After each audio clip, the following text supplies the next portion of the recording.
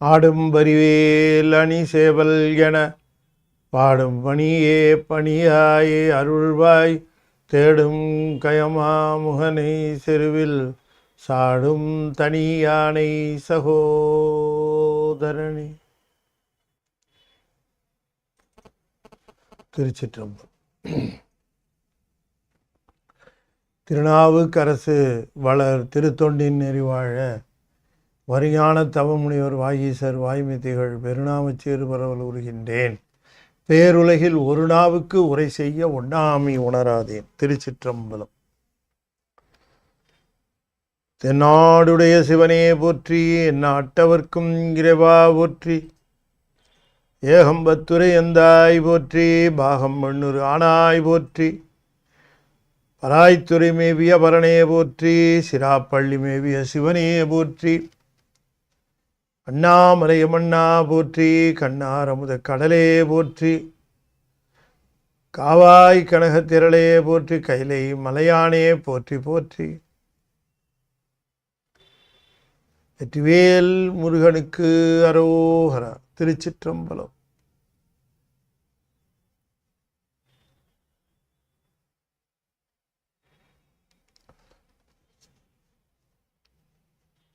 அண்ட சராசரங்களுக்கெல்லாம் அதிபதியாக வழங்கக்கூடிய முருகப்பெருமானுடைய ஒப்பற்ற பெருங்கருணையினாலே சென்னை ஐசிஎஃப் கமலவநாயக சத்சங்கம் மிக சிறப்பாக நிகழ்த்தி கொண்டிருக்கக்கூடிய ஞான வேள்வி திருநாவுக்கரசு சுவாமியோடு அருளி செய்த தேவாரத்திலே 4ஆம் திருமுறையை நாம் தொடர்ந்து சிந்திக்கின்ற வாங்கிலே திருக்கடவூர் வீரட்டம் என்கிற திருத்தலத்திலே சுவாமிகள் அருளி செய்த திருநேரிசை திருப்பதிகத்தை நாம் இப்பொழுது சிந்திப்பதற்கு திருவருள் கூட்டியிருக்கிறது.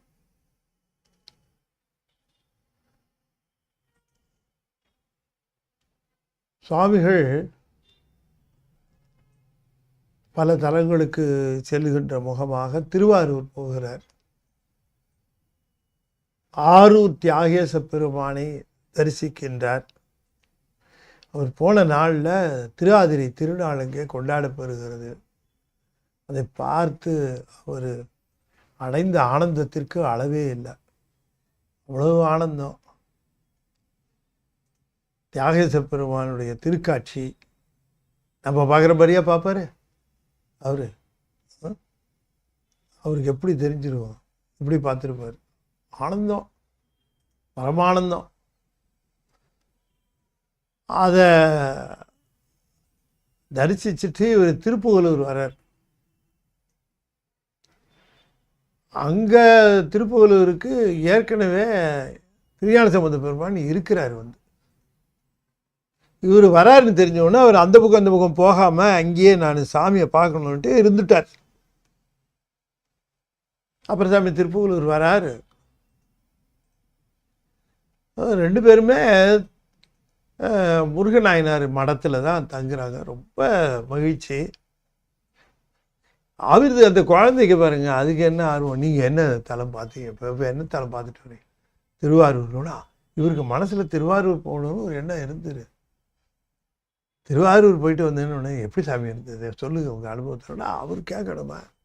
நாவுக்கரசர் என்ன சொல்கிறது, முத்துவிதானம்னு பாடினார் பாருங்க. அப்போ அதிகம் சாமிக்கு மெய்யெல்லாம் சிரித்து போச்சு. அப்புறமா போகலான்னு இருந்தவர் உடனே எண்ணத்தை மாற்றிட்டு இப்போவே போகணுன்னுட்டு. ஆனால் ஒன்று அப்பர் சாமிகளோட திருத்தல பயணம் போகணும்னு நினச்சிட்டு இருந்தவர் அவர். இப்போ அப்பர் சாமி சொன்னதை கேட்ட உடனே திருவாரூர் போயிட்டு திரும்பி வந்து போகலாமா அப்படின்னு தோணுது.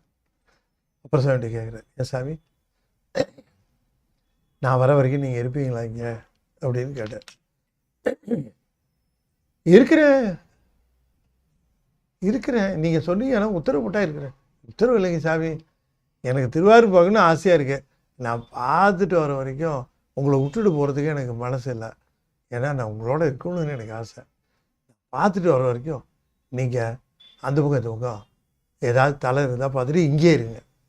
சரின்னு குழந்தைக்கு அவர் வாக்குறுதி கொடுத்துட்டார். அப்படியே இருந்தார். முருகநாயனார் படத்திலே இருக்கிறார். புகழூர் பெருமானிங்க வணங்கி கொண்டு இருக்கிறார். அந்த நேரத்தில் இவர் திருவாரூர் போயிட்டு திரும்பி வந்தார். 2 பேரும் சேர்ந்து தலைப்பயணமாக போகிறாங்க. திருஅம்பர் பார்த்துறாங்க. திருஅம்பர் பார்த்துட்டு திருக்கடவுர் வராங்க.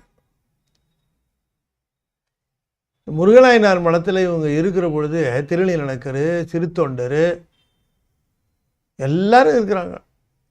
அத்தனை பேருக்கு விடை கொடுத்துட்டு தான் திருநாவுக்கரசு சாமிகளோட ஒரு தலைப்பயணம் கிளம்புனார். அம்பர் தரிசனம் பண்ணிட்டு திருக்கடவுர் வருகிறார். அங்கு கூலிகலைய நாயனாருடைய மடம் இருக்குது. அந்த மடத்தில் தங்குறாங்க. அப்படி தங்கின நாட்களில் திருக்கடவுர் பெருமானை வணங்கி பல பதிகங்கள் செய்கிறாரு. சாமி கூட இருக்கார் திருஞான சம்பந்தர். அப்படி அவர் அருளி செய்த பதிகத்தில் இது ஒன்று. அந்த பதிகத்தை பார்ப்போமா?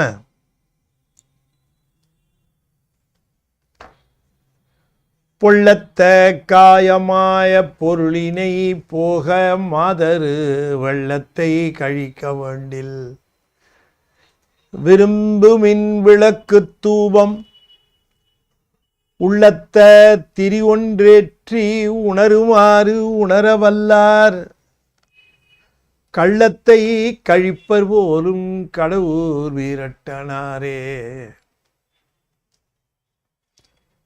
பொள்ளத்த காய மாய பொருளினை போகம் மாதரு வெள்ளத்தை கழிக்க வேண்டில் விரும்புமின் விளக்கு தூபம் உள்ளத்த திரி ஒன்று ஏற்றி உணருமாறு உணரவல்லார் கள்ளத்தை கழிப்பர் போலும் கடவுர் வீரட்டனாரே. பொள்ளம் அப்படின்னா துளைன்னு அர்த்தம். பொள்ளல் துளை. பொள்ளம்னா துளை. பொள்ளத்தன்னா துளைகள் நிறைந்த இந்த உடம்பு. ஏகப்பட்ட அது வெளியே தானே வேர்வை வருது, வெளியில் எல்லாம் தொலை தான். இந்த உடம்புல அத்தனை தொலைகள் இருக்கு. அந்த காயம்னா உடம்பு, தொலைகள் நிறைந்த உடம்பு. இது மாயப்பொருள், நிலை இல்லாத பொருள், மாயையிலிருந்து வந்த பொருள். போகம் இந்த உலக செல்வங்கள், உலக இன்பங்கள். அடுத்தது மாதர் வெள்ளம், இந்த பெண்களின் மேலே கொள்ளுகின்ற விருப்பம், நாட்டம்.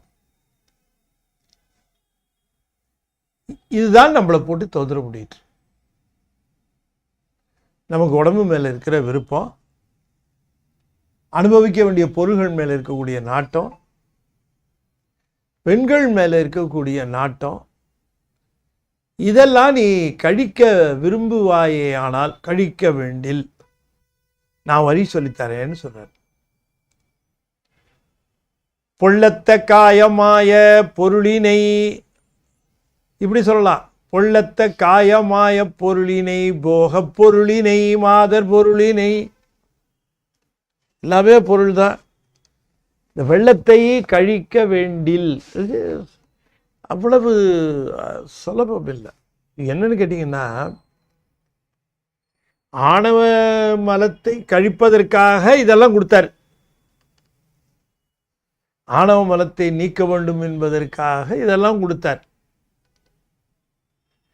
இப்போ இதெல்லாம் கொடுத்த உடனே நோய் போகிறதுக்காக மருந்து கொடுத்தா மருந்து நோயை நீக்கிறதுக்காக மருந்தையே பற்றி கொண்டு இருந்தால் என்ன ஆகுது?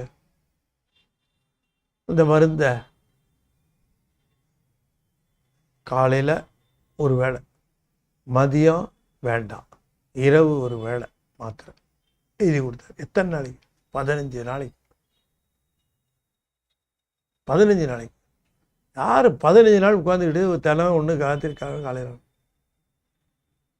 தினம் 3 சாப்பிட்டு, காலையில் 3 ராத்திரி 3 சாப்பிட்டா 5 நாளில் முடிஞ்சிருமே.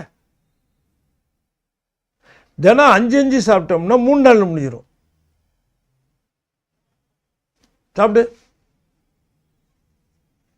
சாப்பிடுவோம், சரியாயிடுமா? இந்த மாயை என்று சொல்லக்கூடியதிலே தந்த உடம்பையும் இந்த போகப் பொருள்களையும் விரைந்து ஒல்லை உண்ணன்பின்னார் பார்த்தீங்களா? அது மாதிரி இந்த உடம்பை தாறுமாறாக பயன்படுத்தி கொள்ளுதல், இது மருந்து, இது எதுக்கு பயன்படுத்தணுங்கிற அந்த நிலை இல்லாமல் இதை பயன்படுத்து, போகங்களை பயன்படுத்து. மாதர் வெள்ளம், பெண்கள் மேல் இருக்கக்கூடிய விருப்பம், அந்த விருப்பத்தை இதெல்லாம் கழிக்கணும், இதெல்லாம் மாற்றிக்கிட்டா தான் உனக்கு நல்ல விஷயங்களில் ஈடுபாடு வரும் அப்படிங்கிறது. இதெல்லாம் மாற்றுறதுக்கு என்ன வழின்னு கேட்டால், நீ இதெல்லாம் மாற்றுறதுக்கு ஒரு வழி சொல்கிறேன். நீ விளக்கு தூபம் விரும்புமின் அப்படின்னார். விளக்கு தூபம் விரும்புமின் ரொம்ப கணக்காக போட்டார் சார். விளக்கு தூபம் கழிக்க வேண்டில் விளக்கு தூபம் விரும்புமின் அப்படி சொல்லணும். பொல்லத்த காயம் மாய பொருளினை கழிக்க வேண்டில் விளக்கு தூபம் விரும்புவேன். போக பொருளினை கழிக்க வேண்டில் விளக்கு தூபம் விரும்புவேன். மாதர் வெள்ளத்தை கழிக்க வேண்டில் விளக்கு தூபம் விரும்புவேன். என்ன விளக்கு தூபம்? தூப தீபம், அதை தூப தீபம் என்பார்கள். தீபமும் தூபமும் போடுது. சாமிக்கு அதை செய்ய, திருக்கோயிலுக்கு போய் செய்ய, வீட்டில் செய்ய, வழிபாட்டில் செய்ய, பூசையில் செய்ய, இதை செய்யினார். இதை செய்யின்னு சொல்லலை, நல்ல கவனம். விரும்பு மின்னர்.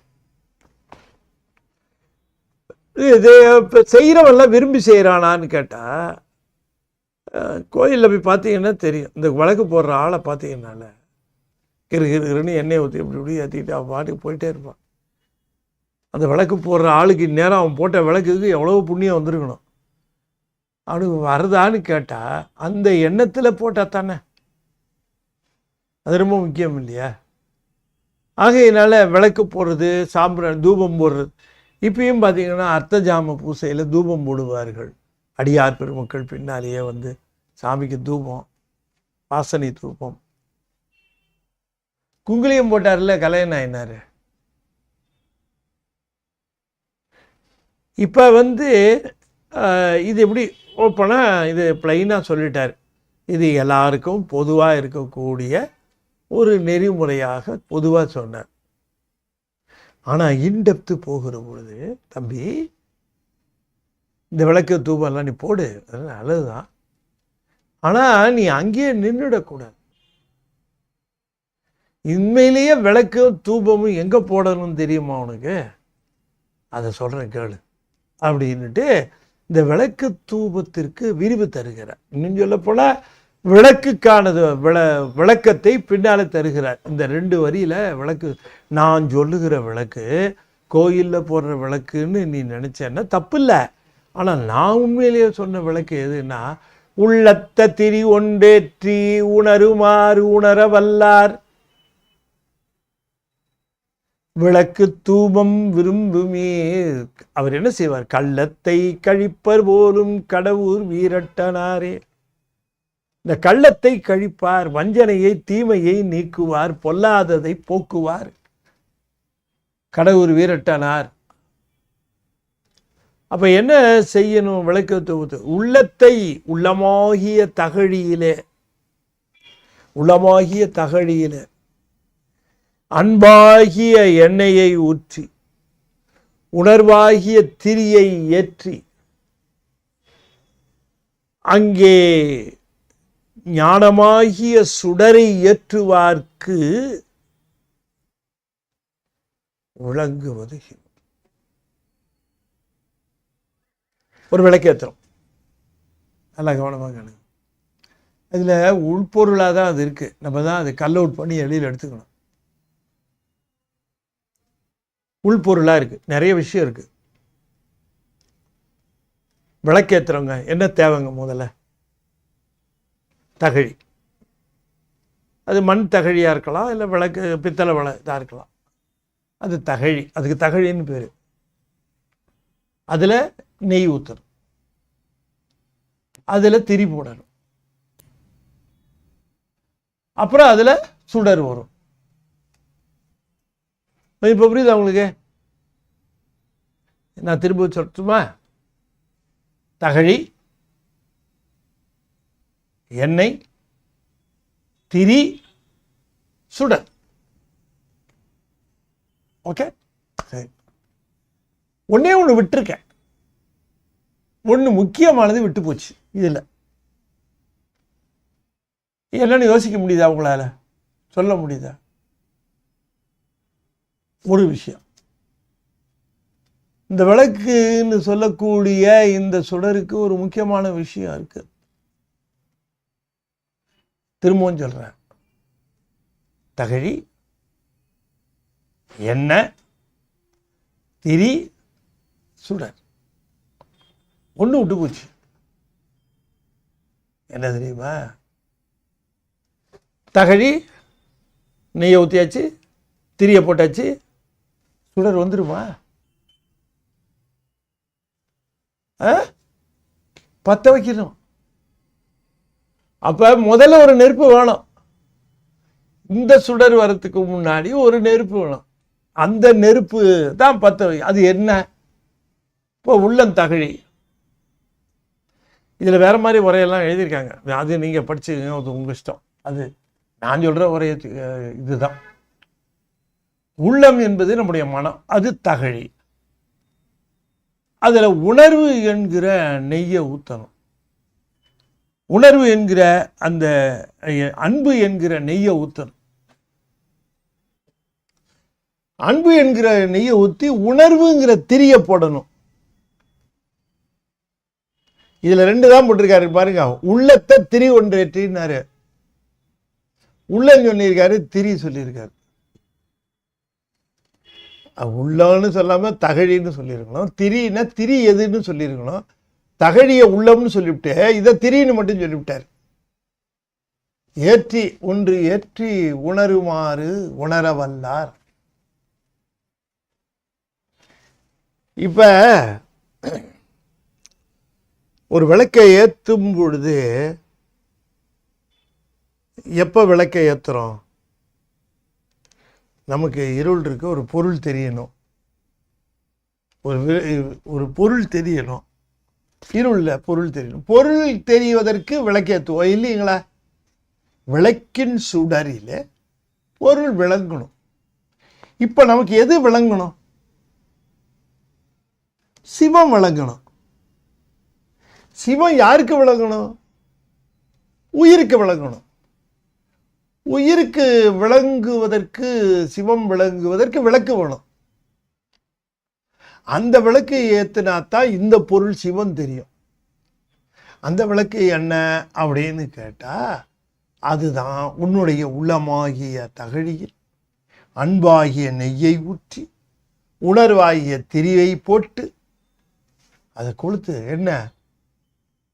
அருளாளர் உபதேசம். அருளாளர் உபதேசம். அப்படி அவர்களுடைய உபதேசத்தை அந்த திரிய பத்த வைச்சு. அப்ப ஞான விளக்கு எரியும். ஞான விளக்கினாலே, ஞான சுடரினாலே விளங்குவது சிவம். எவ்வளவு ஆழமா இருக்கு பாரு. அப்ப ஞானத்தினால் விளங்குவது மட்டுமே சிவம். அதுதான் சிவஞான போகத்திலையும் சொல்லுவார். ஞானத்தால் மட்டுமே அடைவது சிவம். ஞானம் இல்லைன்னா வேற எந்த சோர்ஸாலையும் அடைய முடியாது. தவத்தால் அடைய முடியுமானா முடியாது. தவத்தால் ஞானம் பெற்று ஞானத்தால் சிவத்தை அடையும். சரி, கம்ப்ளீட் பண்ணணும்ல விளக்கத்தை. விளக்குக்கு இப்படி சொல்லியாச்சு. என்னென்ன சொல்லியாச்சு? அவர் விரும்புமின் விளக்குன்னாரு. விளக்குக்கு அந்த புற விளக்கையும் சொல்லியாச்சு, அகவிளக்காக இருக்கக்கூடிய இதையும் சொல்லியாச்சு. புறவிளக்கால பொருள் விளங்கோ, அகவிளக்கால சிவம் விளங்கோ. அகவிளக்கை எப்படி ஏற்றுறது? அந்த மனசில் அன்பு மிகுந்து அதனால் உணர்வு பெருகி அந்த உணர்வுனால விளங்குகிற அந்த சுடர் ஞானத்தினாலே சிவத்தை கண்டுகொள்க என்று சொல்லுகிறார். ஸோ விளக்கு, அகவிளக்கு புறவிளக்கு ரெண்டும் சொல்லியாச்சு.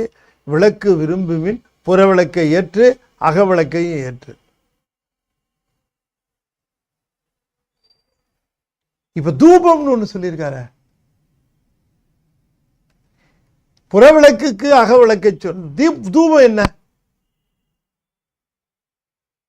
தூபம் காட்டுறாங்க இல்லையா, அதுக்கு அகத்திலே அது என்ன என்று கேட்கிற பொழுது அதுதான் நல்ல சூழ்நிலையிலே இருத்தல். அதற்கு தகுந்த சூழ்நிலையிலே இருக்கணும். அகத்தே விளக்கு ஏற்றுகிற பொழுது அது சூழ்நிலை எப்படி இருக்கணும், அந்த இடம் எப்படி இருக்கணும், அதுக்கு தகுந்த இடத்துல இருந்து விளக்கை ஏற்றி சிவத்தை காண்க என்று குறிப்பிடுகின்றார். பொள்ளத்த காயமாய பொருளினை போகமா ஒன்று சொல்றாரு. புறவிளக்கும் ஏற்றுக அகவிளக்கும் ஏற்றுக. அகவிளக்கு என்பது அன்பை பெருக்கி அந்த உணர்வினாலே நல்ல சூழ்நிலையிலே இருந்து சிவத்தை உணர்க என்று சொல்லுகிறார்.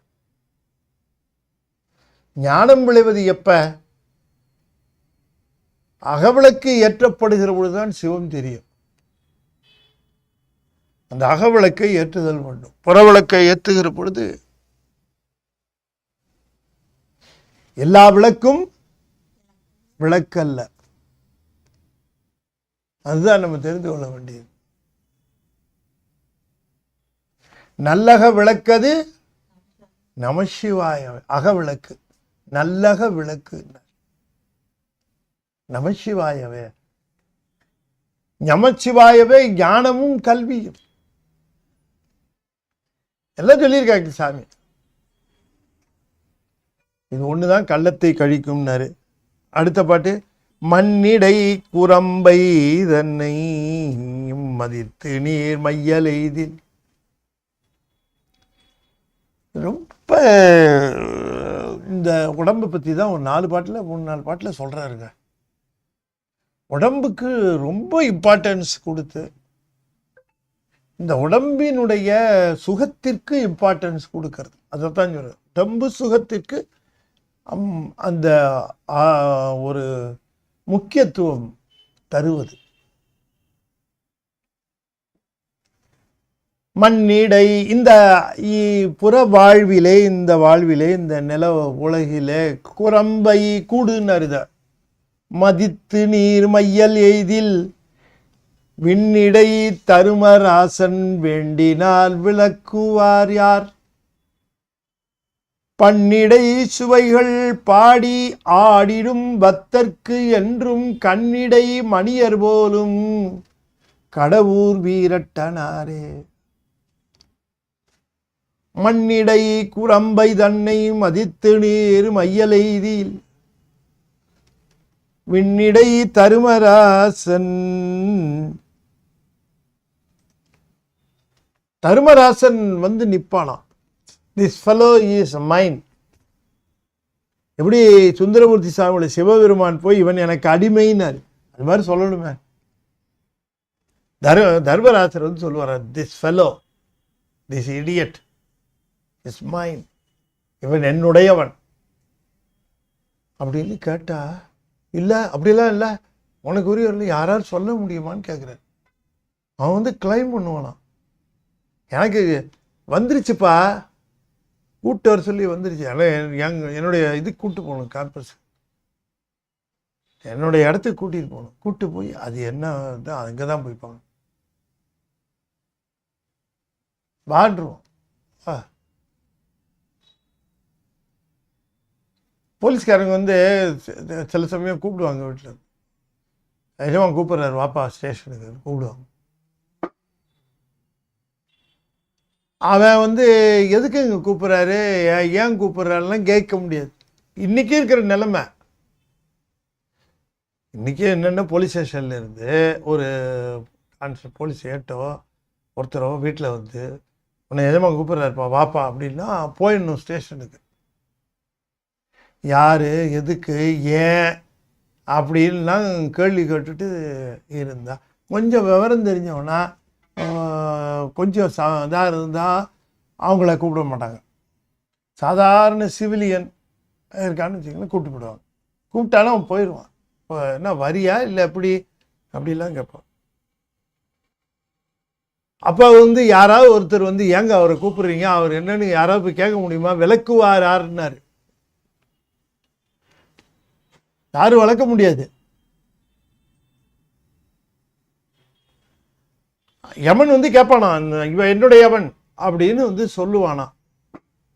யாரை அப்படி சொல்லுவான் அப்படின்னு கேட்டா, இந்த உடம்பை தனக்கு மிகவும் ஒரு பொருள் என மதித்து, இதை ஒரு பொருள் மதித்து நியாயத்தை, நேர்மையை, அறத்தை, அன்பை, சிவத்தை அது மதிக்காமல் தன்னை மதித்து, குரம்பை மதித்து தன்னை மதித்து, குரம்பை தன்னை மதித்து,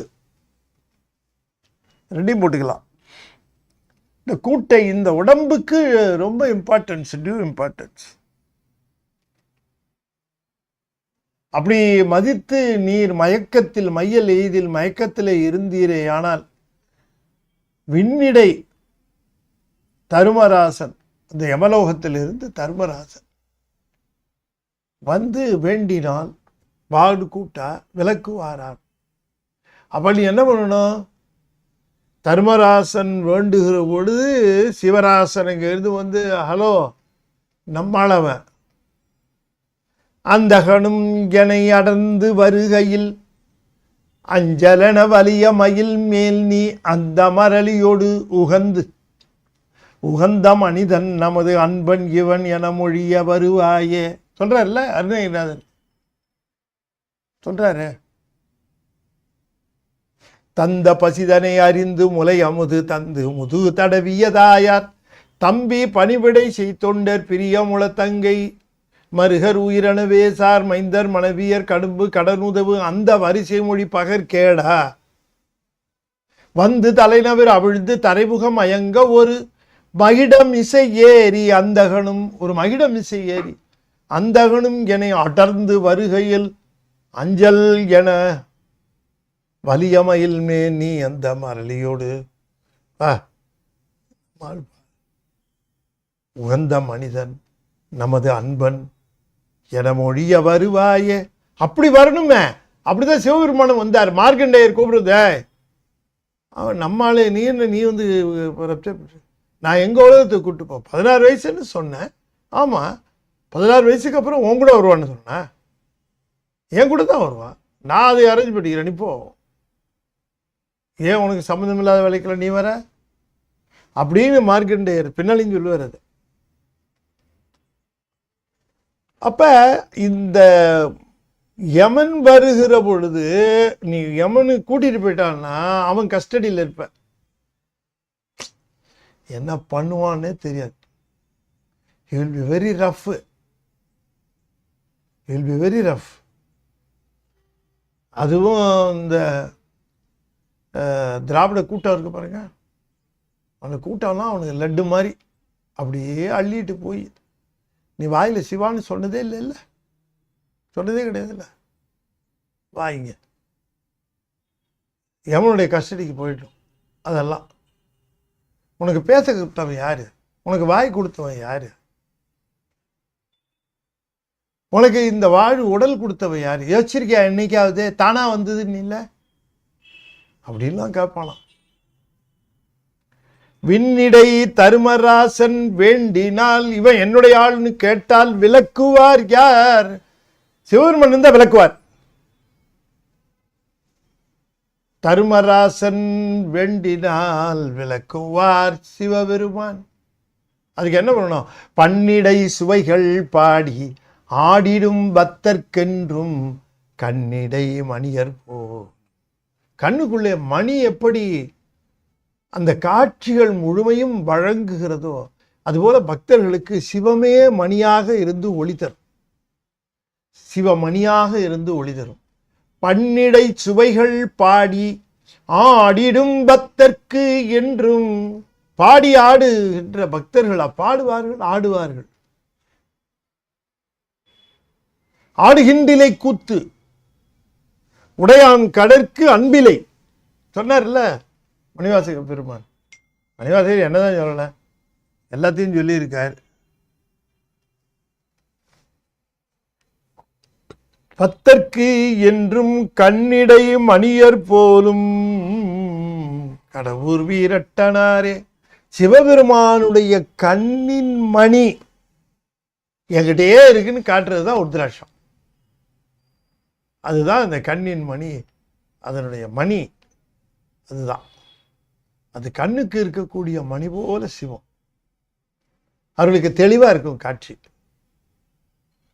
கண்ணின் மணி போல கண்ணிடை மணியர் போலும் கடவுர் வீரட்டனாரே என்று சொல்லுகிறார். உடம்பை ரொம்ப மதிக்கக்கூடாது என்று சொல்லுகிறார். அடுத்து பொருந்திய குரம்பை தன்னுள் பொய் நடை செலுத்துகின்றீர். நம்ம பத்தான் சொல்றாரு, பொருந்திய உனக்கு வினைகளுக்கு தக்கவாறு இந்த உடம்பு என்று சொல்லி அந்த உடம்புக்குள்ளே உன்னுடைய உயிரை புகுத்த நீ அந்த உடம்பு எப்படி வந்தது என்று தெரியாமல், அந்த உடம்பு எப்படி வந்தது, எதற்கு வந்தது, ஏன் வந்தது, எத்தனை நாள் இருக்கும், ஏன் இவ்வளவு தொந்தரவு கொடுக்குதுன்னு கொஞ்சம் கூட கருதாமல் பொய் நடை செலுத்துகின்றீர். அறம் போற்றாமல் ஒழுக்கம் பேணாமல் இருக்கின்றீர். பொய்யான வாழ்க்கையை வாழ்ந்து கொண்டிருக்கின்றீர். பொய் நடை செலுத்துகின்றீர். ஒருத்தனை உணரமாட்டீர். ஒருத்தனை உணரமாட்டீர் என்று சொல்லுகிறார். உணரமாட்டீர் என்று சொல்லுகிற பொழுது சிவபெருமானை உணர்தல் வேண்டும். சிவபெருமானை பார்க்க வேணும், சிவபெருமானை படிக்க வேணும், சிவபெருமானை பேச வேணும், அதெல்லாம் இல்லை. உணர்தல். உண்மையிலேயே நமக்கு அந்த உணர்வு என்றதை பெருக்கிக் கொள்ளுகின்ற அந்த ஒரு தன்மை வேணும். எல்லாருமே தான் சொல்கிறேன், பொதுவாகவே எல்லாருமே உணர்வு பெருக்குதல் என்று சொல்லுவது அந்த மொழியையும் மெய்யையும் அடக்கிய பிறகு மனத்திற்குள்ளே ஒடுங்குதல். மனத்தை ஒடுக்குதல்ங்கிறது கொஞ்சம் கஷ்டம். மனதை டக்குன்னு அப்படிலாம் ஒடுக்கிட முடியாது. மனதுக்குள்ளே போய் ஒடுங்கிடணும். அப்படி மனதிற்குள்ளே ஒடுங்கி அந்த உணர்வை அப்படியே அந்த உணர்வை பெருக்க வேண்டும். இந்த உணர்வு பெருக பெருக பெருக மனது அதிலே லயித்து போகும். ஆகையினால அந்த உணர்தல் என்று சொல்லக்கூடிய தன்மையை சிவத்தை உணர்வதற்கு மொழியை காட்டிலும் மெய்யை காட்டிலும் இந்த மனதிலே தியானித்தல், தியானம், உணர்வு என்று சொல்லக்கூடிய ஒன்றை பெருக்குதல் வேண்டும். உணர்வு பெருக்குகிறதுக்கு நீங்கள் டைமெல்லாம் செட் பண்ணக்கூடாது. எப்போ உங்களுக்கு உணர்வு அது பெருகும், எப்போ ஒரு கிளிக் ஆகும்னு சொல்ல முடியாது. பட்டு ரொம்ப பொறுமையாக அதுக்கு நீங்கள் காத்திருந்து டயத்தை எடுத்துக்கிட்டு, வேறு எதுவும் நமக்கு இப்போ தொந்தரவு வராது, கால்லாம் வராது, யாரும் நம்மளை கூப்பிட மாட்டாங்க அப்படிங்கிறதுல அந்த நிச்சயத்தில் செல்லை நல்லா ஆஃப் பண்ணிவிட்டு அந்த மனசில் அந்த உணர்வை மட்டும் பெருகிறது. அப்படி என்னன்னா பெருகுறது உள்ளத்தில் கொடுமை நீக்கிருங்க. அந்த கொடுமைகள் எல்லாம் பாஸ்ட்ல நிறைய போய் பதிவாயிரும், அதெல்லாம் எரேஸ் ஆகுங்கிறார். உள்ளத்தில் கொடுமை நீக்குதல் என்று சொல்லுகிற பொழுது முன்னைய அனுபவங்கள் அதில் பதிந்து போய் கிடக்கும். அந்த பதிவை எடுக்கிறது தான் தியானத்துக்கு கஷ்டம். இப்போ நாம் நினைக்கிறதுல ஒன்றும் பெரிய விஷயம், சாமியை நினைக்கலான்னு ஆரம்பிக்கிறது பதிவுகள் தொந்தரவு, பதிவுகளை நீக்கணும். அதுக்கு தான் நீள நினைத்தல் என்று நம்முடைய சுந்தரமூர்த்தி சுவாமிகளும் சொன்னார். இதுக்கு ரொம்ப ஆபத்தா இருக்கிறது எதுன்னு கேட்டா, வருத்தின களிறு தன்னை வருத்துமா வருத்த வல்லார். நம்மை மிகவும் வருத்தி கொண்டிருந்த யானை எது? இந்த பொறிகள் என்று சொல்லக்கூடிய சொல்லார் இல்லையா, ஐங்கரனை ஒத்த மனம்னு, அந்த களிறு. அந்த களிறு தன்னை வருத்துமா, அந்த மனதை வருத்துமா வருத்த வல்லார். அவர்கள் யாரு? உள்ளத்திலே உணர உணர உணர இந்த களிறு வருந்த ஆரம்பிக்கும். உள்ளத்துல உணர உணர அந்த கொடுமை நீங்க நீங்க வருத்தின களிறு, முன்னே நம்மை வருத்தின களிறு ஐந்து புலன்களும் இப்போ அதனை வருத்தமா வருத்த வல்லார். அதனை வருத்தப்படுமாறு செய்ய வல்லார், வருந்துமாறு செய்ய வல்லார். யாரு? இந்த கொடுமை கருத்தினில் இருப்பர் போலும். அப்படிப்பட்டவர்களுடைய கருத்துல சுவாமி நீடித்து இருப்பார். அவர் கடவுள் வீரட்டனார் என்று குறிப்பிடுகின்றார். அவருடைய சிந்தனையில எப்பொழுதும் நீடித்து கொண்டே இருப்பார். அதுக்கப்புறம் அது என்ன ஆகும்னு கேட்டீங்கன்னா, அவங்க இந்த உலகத்தில் இருக்கிற மக்களோடு பழகுகிற பொழுதோ போகிற பொழுது அது பாதிக்காது, டார்னிஷ் ஆகாது, கலக்க முடியாது. இப்போ ஞானசம்பந்தர் பாருங்க, எத்தனை பேர்த்தோடு பழகிறார். திருநாவுக்கரசர் அத்தனை பேரோட இருக்கிறாரு, போறார். கொஞ்சமாவது அவருக்கு அந்த அந்த திறம் மாறிச்சா? மாறாது. ஏன்? சாமி கருத்தினில் இருப்பார் என்று குறிப்பிடுகின்றார். பெரும்புல காலை மூழ்கி பித்தர்க்கு பத்தராகி. சிவபெருமானுக்கு இந்த மாதிரியான சூழ்நிலைகள்ல ரொம்ப பிடிச்சது இந்த 4வது யாமம் என்று சொல்வார்கள். பெரும்புலர் என்று சொல்லுவது விடிவது 4 பாகமா இரவை வகுத்தால் அந்த 4 பாகத்துல 4வது பாகமாக இருப்பது. 4வது பாகமாக இருத்தல் வைகரை போது என்று சொல்வார். அதுல எழுந்திருச்சு முழுகினுமா பச்சை தண்ணியில மூழ்கி. பித்தர்க்கு பக்தராகி. பித்தர் யாரு? சிவபெருமான். சிவபெருமானுக்கு பக்தராகினா அன்பு சொரிந்தவர்களாகி, அரும்போடு மலர்கள் கொண்டு, அரும்போடு மலர்கள், அரும்பும் மலர்களும் இவற்றை எடுத்துக்கொண்டு அங்கு ஆர்வத்தை உள்ளே வைத்து, ஆர்வத்தை உள்ளே வைத்து என்ன சொல்றாரு? ஒரு விஷயம் என்ன, ஆர்வத்தை வெளியே வைக்காம உள்ள வையினர். ஆர்வத்தை வெளியில வச்சு அதனால பல பேர்கிட்ட பதற்றிட்டு நிற்க கூடாது. எனக்கு எவ்வளவு அன்பு தெரியுங்களா சிவபெருமான்ட்ட, நான் எவ்வளவு அன்புடையவன் தெரியுமா, சிவபெருமானுக்கு நான் இதை எடுத்துட்டு போறது எவ்வளவு பிரியும் தெரியுமா, அவருக்கு இந்த மாலை போறது எவ்வளவு எனக்கு தெரியுமா இஷ்டம், இவருக்கு இந்த மாலை எடுக்கிறதுக்கு நான் எவ்வளவு கஷ்டப்பட்டது தெரியுமா. வேண்டாம், அதெல்லாம் உள்ள வச்சுக்க. ஆர்வத்தை உள்ளே வைத்து, ஆர்வத்தை வெளியே வைக்காத. சிவபெருமான் மேல காட்டுகிற அத்தனை அன்பையும் உள்ளே வை, வெளியில செய்யலாம். ஆர்வத்தை உள்ளே வைத்து விரும்பி நல் விளக்கு தூபம். விரும்பி, விருப்பத்தோடு, நல் விளக்கு, நல் விளக்கு, நல்ல விளக்கு, தூபம் விதியினால் இடவல்லார்க்கு கரும்பினில் கட்டி போல்வார் கடவுர் வீரட்டனாரே. கரும்பினில் கட்டி போல்வார். கரும்புல இருக்கக்கூடிய வெள்ளை கட்டி மாறினாரு, அப்படி இனிப்பாராம் கடவுர் வீரட்டனார். அப்ப சிவபெருமானுக்கு எப்படி அந்த புறப்பூசை செய்வது, இந்த இடத்துல புறப்பூசையத்தான் சொல்லுகிறார்.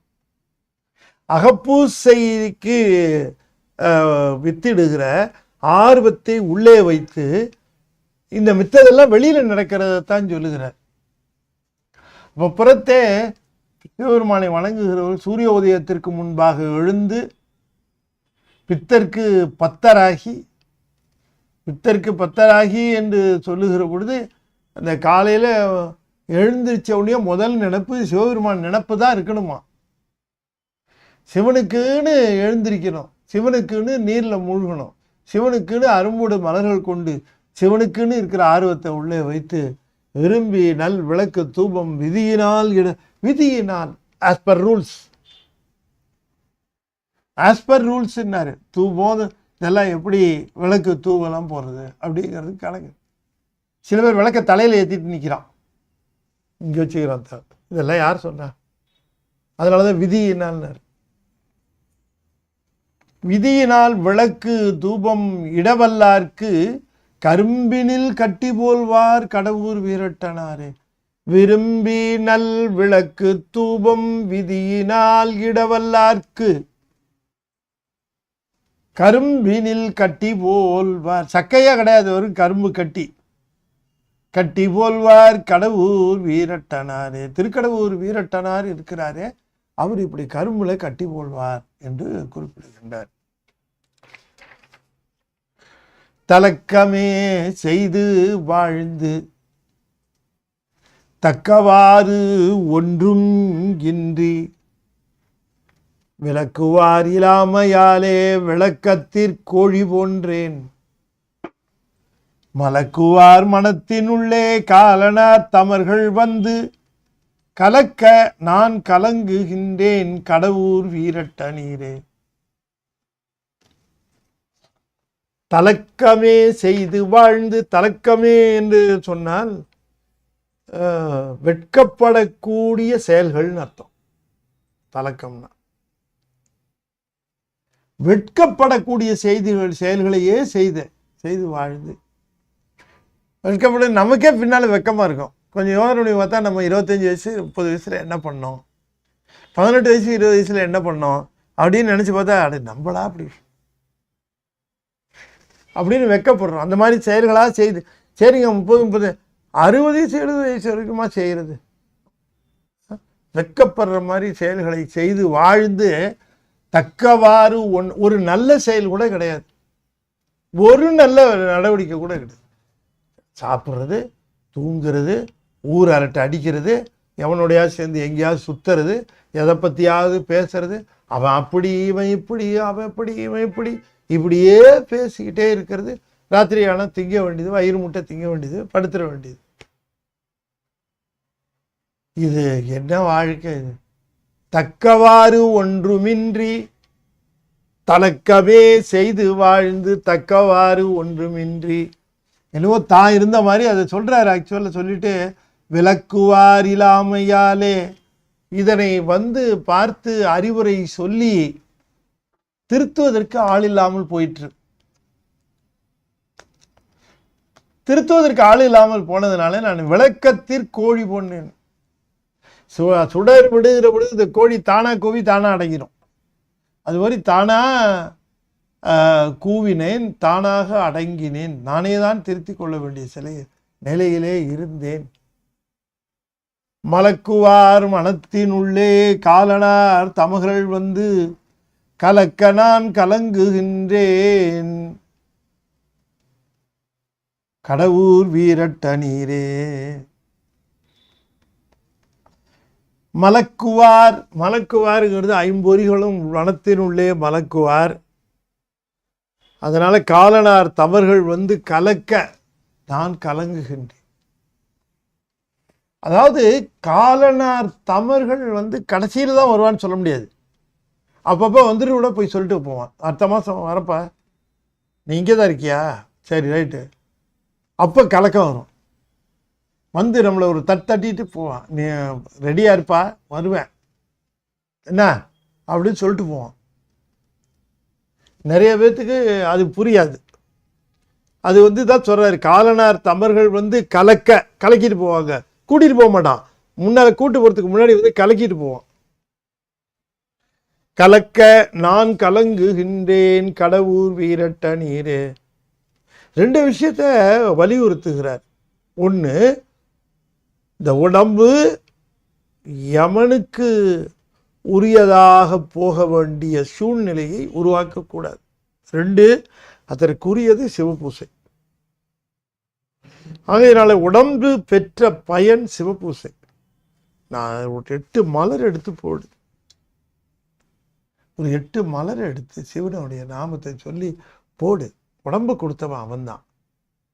ஈசனடி போற்றி, எந்த அடி போற்றி, தேசனடி போற்றி, சிவன் சேவடி போற்றி, நேயத்தே நின்ற நிவலனடி போற்றி, மாயப்பிறப்பருக்கும் மன்னனடி போற்றி, சீராட் பெருந்துரைனும் தேவனடி போற்றி, ஆராத இன்பம் அருளும் மலை போற்றி. ஒரு 8 சொல்ல.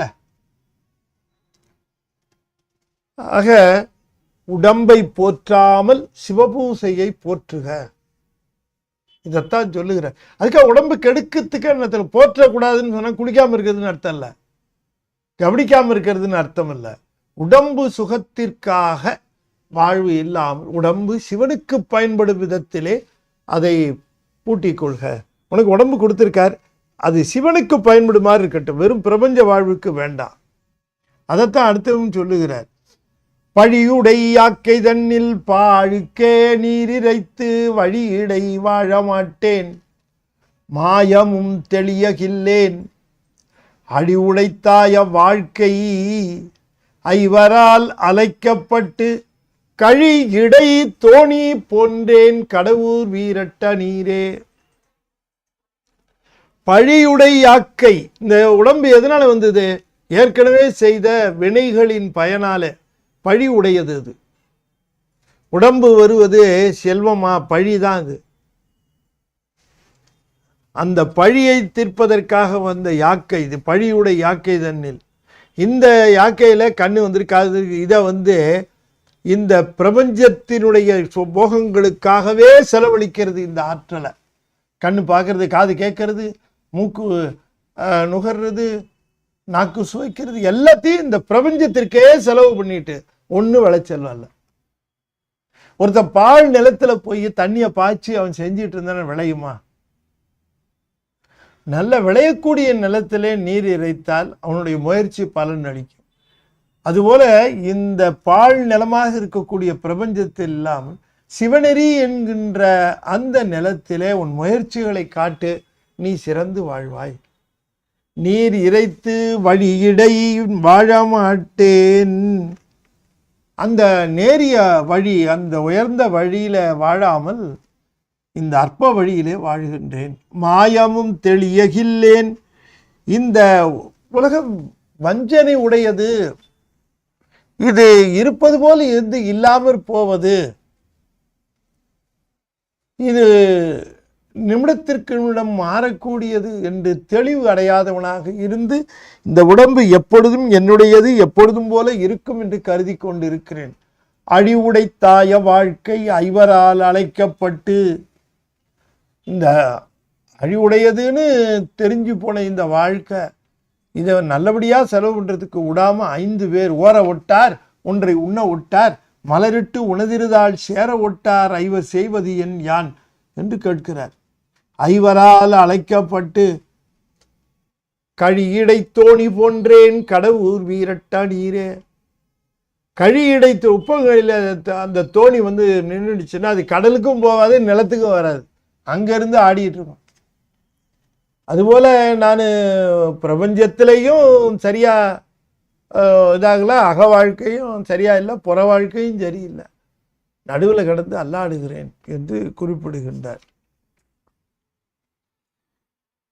மாயத்தை அறியமாட்டேன், மையல் கொள் மனத்தனாகி பேயொத்து கூகையானேன், பிஞகா பிறப்பு ஒன்று இல்லி, நேயத்தால் நினையமாட்டேன் நீதனேன் நீசனேன், நான் காயத்தை கழிக்க மாட்டேன் கடவுர் வீரட்ட நீரே. நீதனேன் நீசனேன், பிஞகா தலைக்கோலம், பிஞகன் என்று சொல்வது தலைக்கோலம் உடையவன் என்று பொருள்.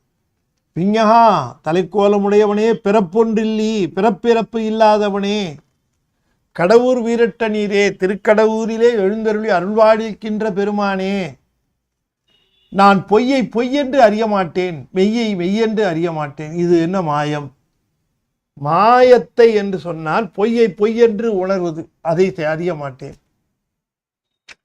இல்லையா? அதுதானே சொன்னாரு வள்ளுவரும் சொல்லுகிறார். பொருள் அல்லவற்றை பொருள் என்று உணரும் மருளானம் மானப்பிறப்பு என்று சொல்லுகிறார். மாயத்தை அறிய மாட்டேன், என்ன செய்வேன்? மையல் கோள் மனத்தனாகி பேய் ஒத்து கூகையானேன் என்று சொல்லுகிறார். பேய் ஒத்து, அது பேய் போல அலைஞ்சு திரியறது. பேய் மாதிரி ஏண்டா அலையிறன்னு கேட்குறான்ல.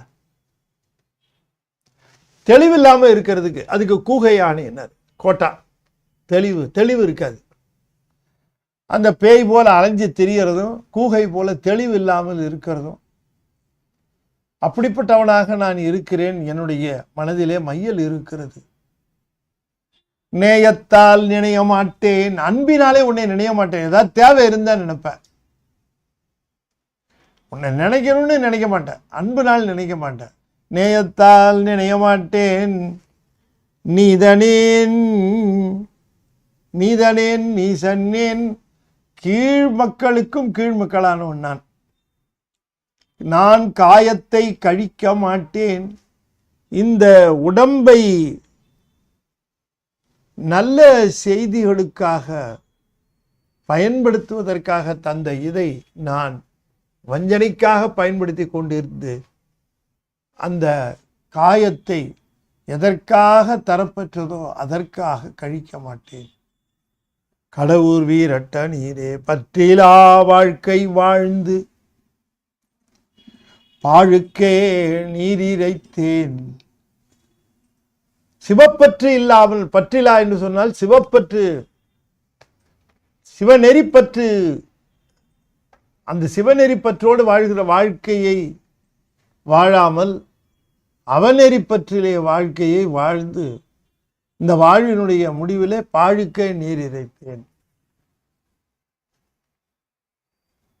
நிறைய உழைப்பு, நிறைய கஷ்டம், நிறைய சம்பாத்தியம், நிறைய செலவு, எல்லாருக்கும் எல்லாம் செஞ்சேன். கடைசியில் இப்போ நான் நோயுற்று இருக்க இடம் இல்லாமல், சாப்பிட சாப்பாடு இல்லாமல், கவனிக்க ஆள் இல்லாமல் இருக்கும்போது இவ்வளோ முயற்சி பண்ணினேன், பாழுக்கே நீர் இறைத்தேன் என்று அது எண்ணி பார்க்கும். முயற்சிகளெல்லாம் நமக்கு நல்ல நெறியிலே நாம் செல்வதற்கும் நல்ல நிலையில் நிற்பதற்கும் அது உதவ வேண்டும். உற்றலால் கயவர் தேரார், பட்டாதான் தெரியும் சில பேருக்கு. அது சொல்றார், உற்றால் கயவர் தேரார். அனுபவிக்காம இந்த கயவனுக்கு சொன்னா தெரியாது. அந்த மாதிரி எனும் கட்டுரையோடு அது எனக்கு தான் ரொம்ப பொருத்தம். உற்றலால் கயவர் தேரார், அடையாமல் ஒன்றை அனுபவிக்காமல் உணரமாட்டார்கள் கயவர்கள்.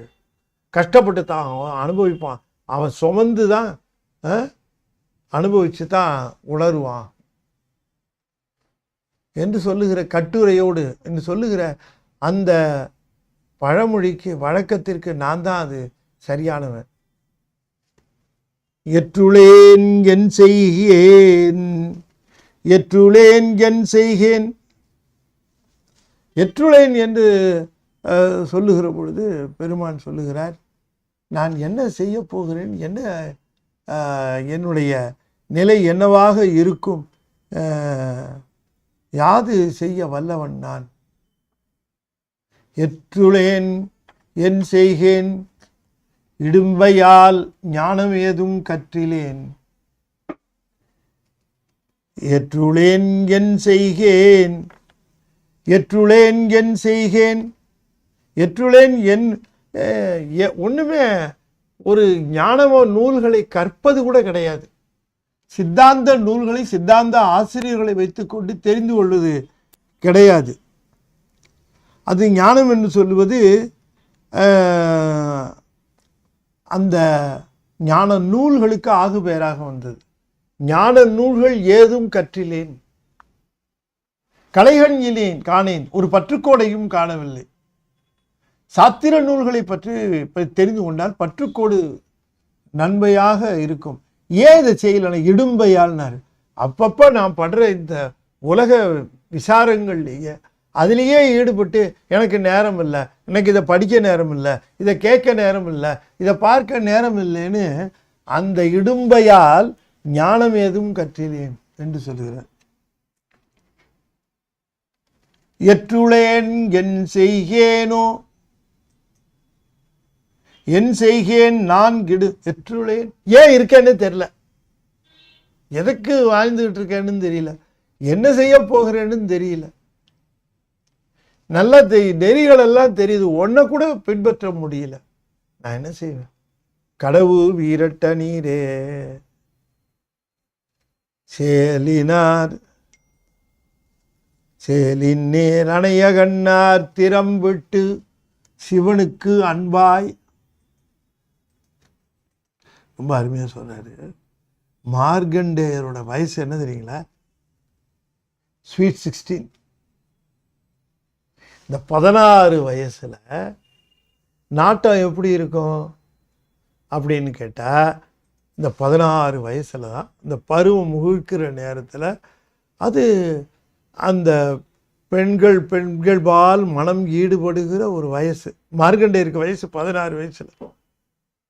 ஆனால் அவருக்கு அதில் கொஞ்சம் கூட ஈடுபாடு இல்லையா, சிவத்தின் மேலே ஈடுபாடு இருந்ததுனால.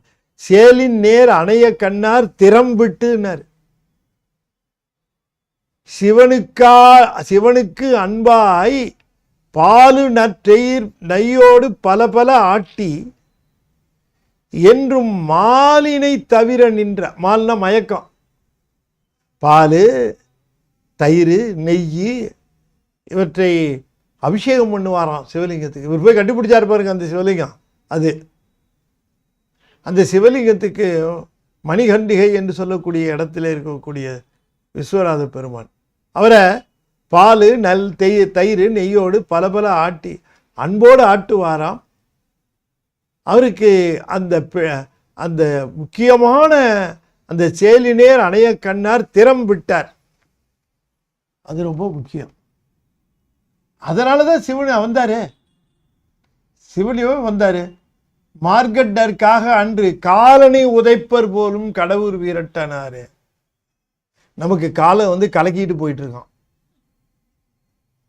அவருக்கு சிவபெருமான் காலனை காலால் வந்தார். நமக்கு அப்பப்போ காலனார் வந்தால் கலக்கிட்டு போயிட்டு இருக்கிற என்ன ஞாபகம் இருக்கா, என்ன சமாச்சாரம், என்ன பண்ணிட்டு இருக்க எல்லாம் கேட்டுட்டு போவார். அதுதானே அர்த்தம்.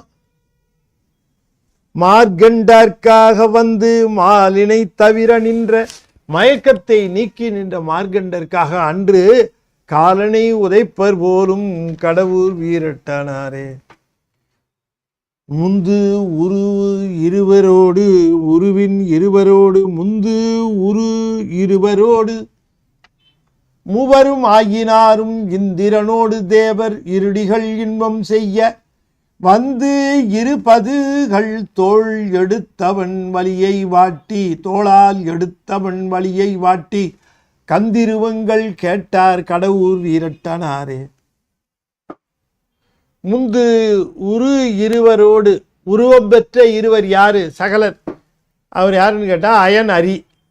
முன்ன அந்த 2 பேரோடு மூவருமாகி, உருத்திரன் மகேஸ்வரன் சதாசிவர், இந்த மூவருமாகி இந்திரனோடு தேவர் இருடிகள் இன்பம் செய்ய. இந்திரன், தேவர்கள், ரிஷிகள் அத்தனை பேரும் இந்த கைலாயத்தில் நிற்கிறாங்கப்பா. அந்த பெருமானை பார்க்கறதுக்கு, ஆனந்தம் பெறுவதற்கு அப்படி நிற்கிறார்கள். அது யாரு? அந்த திருமால், பிரமன், மகேஸ்வரன், உருத்திரன், சதாசிவன் எல்லாரும் நின்று பெருமானை, அந்த பரம்பொருளை வணங்குகிறார்கள், இன்பம் பெறுகிறார்கள். அந்த கைலாய மலையை ஒருத்தர் துன்பம் செஞ்சான். கைலாயத்தில இன்பத்திற்கே உரிய இடம், அங்கே போய் இன்பம் பெறாமல் துன்பம் பெற்றான் ஒருத்தன்னு சொன்னால் அது ராவணனை தவிர வேறு யாராக இருக்க முடியும்? நீங்கள் சொல்லுங்கள். கைலாயம் போனால் துன்பம் நீங்கி இன்பம் பெறலாம், இவன் போய் துன்பத்தை விலைக்கு வாங்குவான். வந்து 20கள் தோளால், 20கள் தோள்னு போட்டார். அது 20 தோள்கள்னு பார்த்துக்கணும். அந்த கல் விகுதி இருக்குல்ல, அதை எடுத்து தோளில் போட்டுக்கணும். அதெல்லாம் அவங்களுக்கு இருக்கிற லைசன்ஸு. 20 தோள்கள்ங்கிறத 20கள் தோள்னு போட்டார். 20 தோள்களால் எடுத்தவன் வலியை வாட்டி அவன் கொட்டத்தை அடக்கி அப்புறமா அவன் காந்தர்வ இசை பாடினான். அந்த காந்தர்வ இசையை கேட்டு மகிழ்ந்தார். யாரு? இந்த கடவுள் விரட்டனார் தான். இங்கே இருக்கிறதெல்லாம் அவர் தான் அங்கே கேட்டார் என்று சொல்லுகிறார் என்று சொல்லி இந்த அளவில் இன்றைய தினம் இந்த திருக்கடவுர் வீரட்டம் பதிகத்தை நாம் நிறைவு செய்கின்றோம். மீண்டும் அடுத்த வகுப்பில் திருப்பயற்றூர் என்று சொல்லக்கூடிய அந்த திருத்தலத்திலே அருளி செய்த திருநேரிசையை நாம் சிந்திப்போம் என்று சொல்லி, அன்பர்களே, நம்முடைய ஞானத்திரள் பத்திரிகைக்கு நல்ல ஆதரவு உங்களிடம் கேட்டு நிற்கிறேன். எல்லோருக்கும் அறிமுகப்படுத்துங்க. நண்பர்கள், உறவினர்கள், அவர்களுக்கெல்லாம் சொல்லுங்கள். அதில் வர கட்டுரைகளுக்கு உங்களால் ஸ்பான்சர் பண்ண முடிஞ்சால் ஸ்பான்சர் பண்ணுங்கள். அதில் மேலும் அதுக்கு ஞானத்திரள் வெளியிட்ட ஞானக்குழந்தை ஆங்கில புத்தகம், காமிக்ஸு, ரொம்ப சிறப்பான புத்தகம். குழந்தைகளுக்கு பரிசு கொடுக்கறதுக்கு ஏற்ற புத்தகம். ஆங்கிலத்தில் இருக்குது. குழந்தைங்களுக்கு நல்ல மேனர்ஸு, ஞானம் வரும். வாங்கி கொடுங்க. உங்கள் குழந்தைங்க வாங்கி கொடுங்க, மற்ற குழந்தைங்களுக்கும் வாங்கி கொடுங்க என்று சொல்லி இந்த அளவில் நிறைவு செய்யும் முகமாக 5 எழுத்து 5 முறை ஓதுவேன். அன்பர்கள் தொடர்ந்து ஓத வேண்டும் என்று திருவடி பணிந்து வேண்டிக் கொள்கின்றேன். ஓ நம சிவாய, ஓ நம சிவாய, ஓ நம சிவாய, ஓ நம சிவாய, ஓ நம சிவாய. திருச்சிற்றம்பலம். தென்னாடுடைய சிவனே போற்றி, என் நாட்டவர்க்கும் இறைவா போற்றி. வெற்றிவேல் முருகனுக்கு அரோகரா. திருச்சிற்றம்பலம்.